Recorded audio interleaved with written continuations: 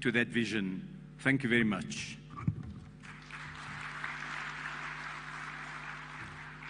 Thank you, Your Excellencies. Your Excellencies, Kenya exports goods worth $38 billion to South Africa. And this is mainly primary products, cut flowers, avocados, tea, vegetables. While South Africa exports goods worth $650 million, mostly as inputs within our manufacturing. So already you can start to see the imbalance that we face. And this imbalance is also exacerbated by the fact that our exporters to South Africa are largely small to medium enterprises, while South African exporters are more established companies, mostly large companies. Whereas we are concerned about this imbalance, it is only part of the story. The bigger story is that Kenya and South Africa continue to lose the bigger opportunity that exists within the wider African market. We continue to trade more with the rest of the world than we trade within ourselves. Kenya and South Africa are not in any regional common tariff regime. So the low volume is not by accident. There's a reason to it.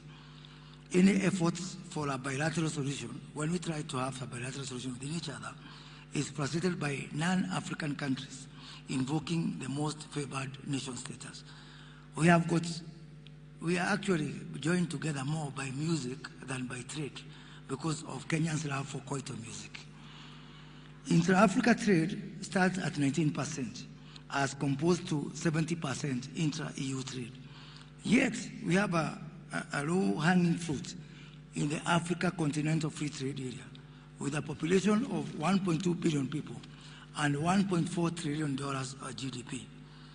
To enable our 110 million people between our two countries trade with each other and with the 1.1 billion Africans, it is important to talk to some countries to unlock the South African Custom Union so that we can kick off the guided trade mechanism that exists between ACFTA countries. And Kenya has indeed already started trading with some countries as far away as Ghana under this framework. Yet because of some of these bottlenecks, which are actually very solvable, we are unable to invoke the same to trade with our sister nation of South Africa. Even as we work on ACFTA, we have a lot to gain by activating the SACU EAC COMESA tripartite agreement, thus freeing trade among 800 million Africans. 11 countries have deposited TFTA agreements, and we need only 3 countries to deposit to make the agreement effective. Kenya and South Africa need and are going to work together to get the 3 countries out of the remaining countries that includes Tanzania, South Sudan, the DRC, Ethiopia, Eritrea, the Sudan, Libya, Tunisia, Lesotho, Mozambique, Seychelles, Comoros, Malawi, and Madagascar. Only of those 3 countries can unlock trade between 800 million people. And only one country within SACU, which I will not name in this distinguished gathering, but I have shared with our 2 excellencies, we need to do something so that indeed we start to trade one among 800 million people and secondly among the 1.2 billion people within the Africa continent.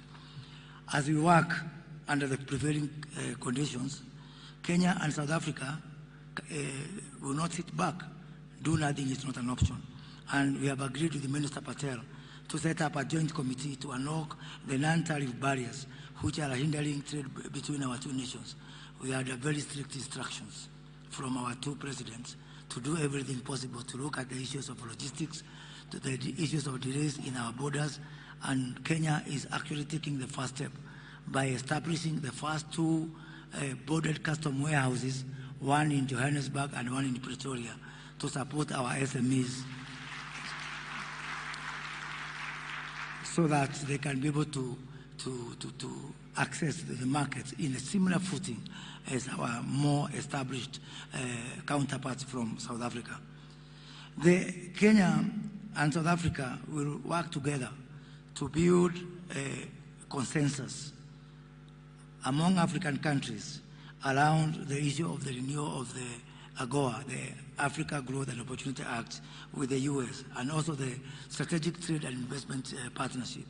And we have agreed that ahead of the US-Africa Summit that is going to take place next month in Washington, D.C., we are going to rally together the other African countries that are going to persuade our colleagues within the US administration, within the Congress, that extension of AGOA beyond 2025 is an issue of absolute necessity.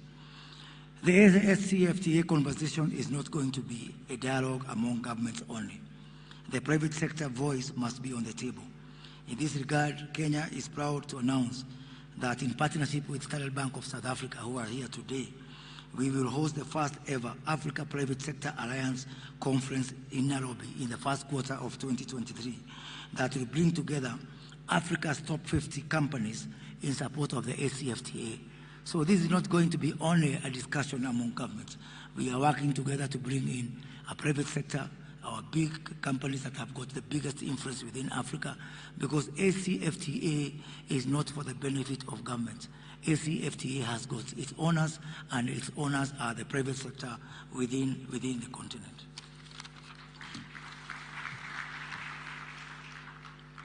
Your Excellencies, I'm a very proud person, and I'm a very happy person today. 8 days ago, on my second day of work, I woke up in Pretoria to meet my counterpart, Minister Patel. Today, you've made us proud. The bold and brave decision that you've taken on the issue of visas for Kenyans in South Africa to South Africa can only be taken by brave men. And on behalf of our governments, our people, and our business community, I want to congratulate you, because surely fortune favors the bold. I think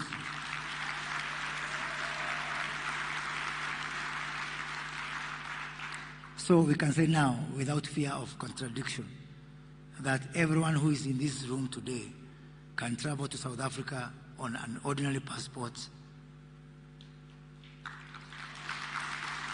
without a visa, just as those who came to join us from South Africa came without a requirement for a visa. So thank you, Your Excellency, because you've made us equal and you're proud, and we are going to walk this journey together to actually be the leaders in the rest of the continent. Coupled with trade, we are now determined more than ever before to deepen our investment partnership by our two nations.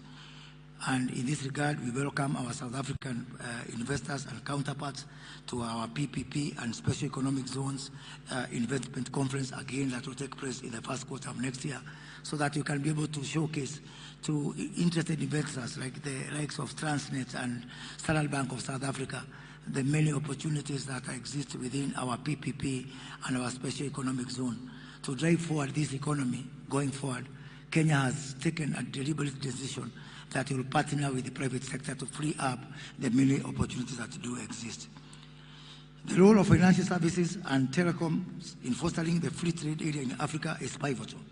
And Kenya welcomes South Africa financial institutions to set base in our Nairobi International Financial Center that will kick off shortly, and further welcome you to join our telcos in the setup of our joint smartphone project, which is undertaken by Kenya Telcos, and we have extended this invitation to South African telcos like MTN and Vodacom, so that we can continue mobile integration so that these are very important elements of fueling trade.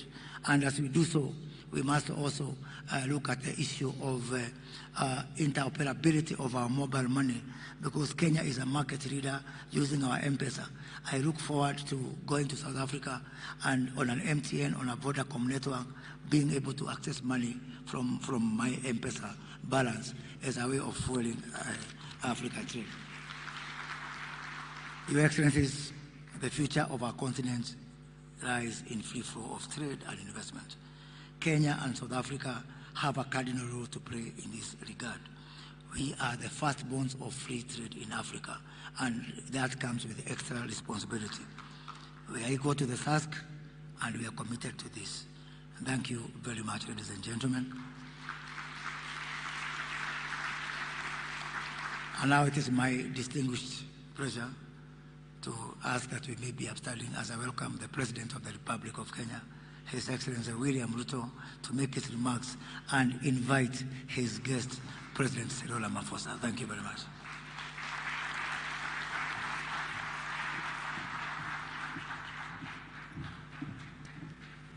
Please, let's take our seats. Thank you very much.